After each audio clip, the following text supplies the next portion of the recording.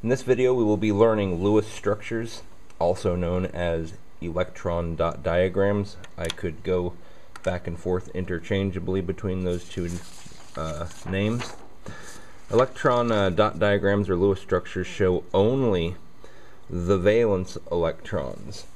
So if you remember from before when we learned on the periodic table, you can quickly identify how many valence electrons an element has from where it is on the periodic table. Anything in this column will have 1, anything in this column has 2. These also have 2, but they don't really come up very much. You probably don't need to know those. Those would have 3, 4, 5, 6, 7, and 8, with the exception, we'll put a little asterisk on helium.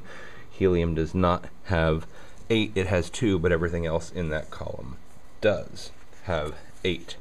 So, if we wish to make a Lewis structure for one of these atoms, if we choose any atom at all, we could just kind of say, well, let's do one for silicon. So silicon, if we look, silicon is in column number 4.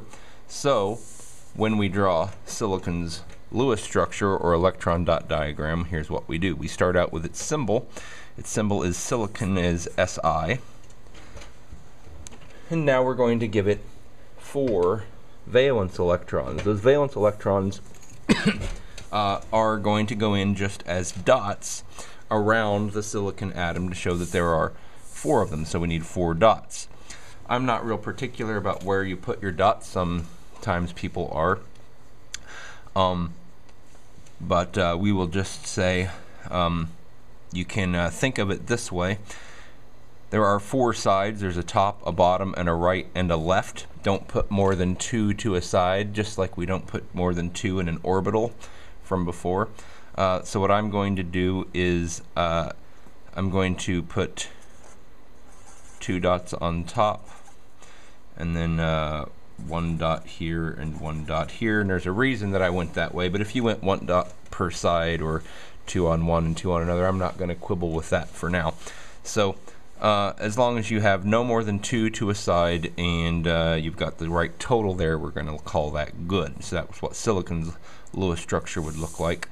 If we were to do fluorine instead, fluorine has the symbol F, and fluorine's going to need 7 valence electrons. So we're going to put 1, 2, 3, 4, 5, 6, 7.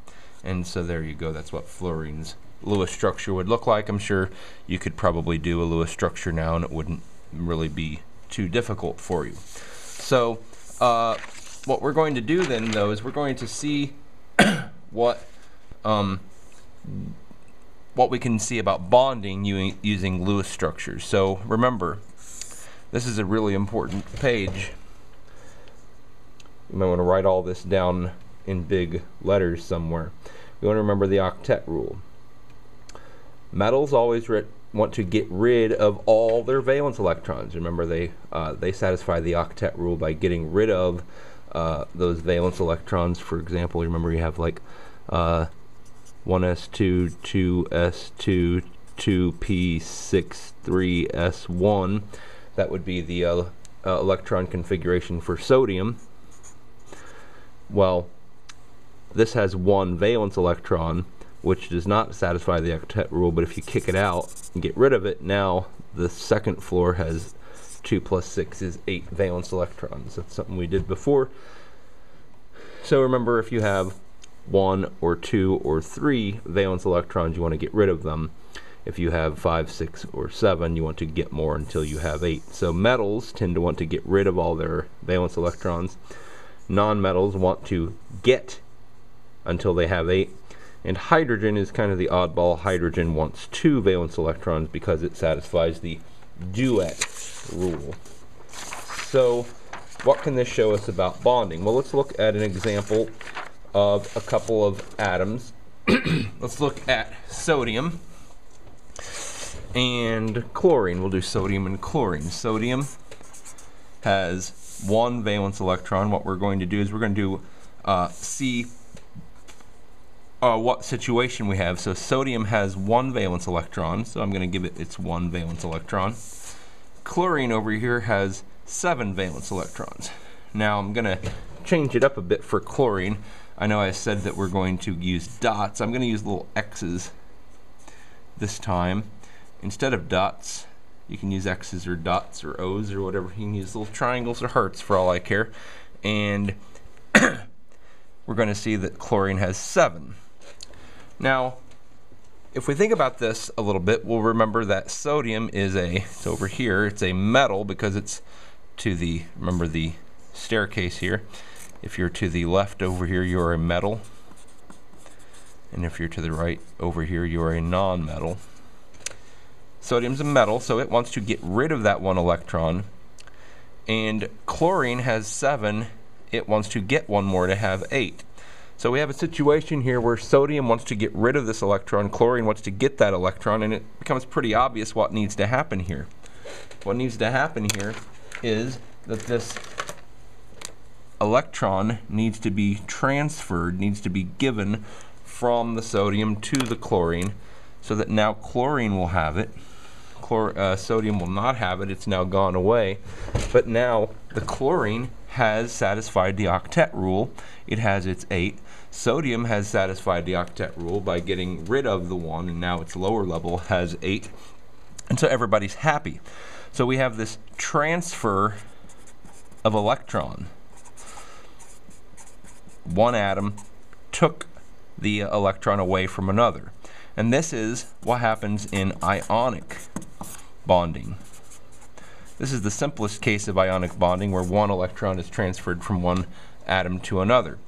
It can get a little bit more complicated. Let's take, for example, calcium with fluorine. Calcium with fluorine. If we look on the periodic table, we'll see that calcium is right here. So it's going to have 2 valence electrons. So I'm going to draw its 2. Fluorine is in the halogen group. It's going to have 7. So I'm going to give it 7. 1, 2, 3, 4, 5, 6, 7.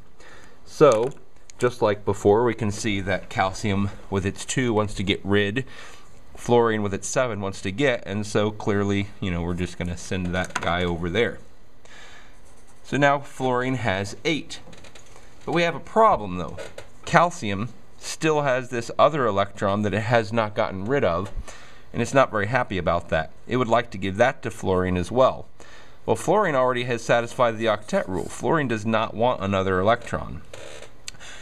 So calcium is stuck with this electron, unless he finds another fluorine atom which also needs 1 more electron, and so calcium can give 1 of its electron to one fluorine and 1 to another. Now, one thing I neglected to say earlier, and this is actually pretty important, calcium now has lost 2 electrons. When you lose a negative, you are positive. It's lost 2 electrons. This fluorine has gained 1 electron, so it's gotten a negative. And this fluorine has gained an electron.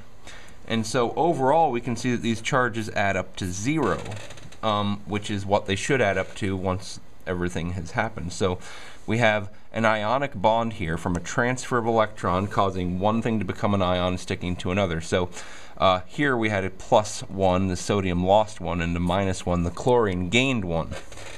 Now, so what we can do now is we can actually write a formula.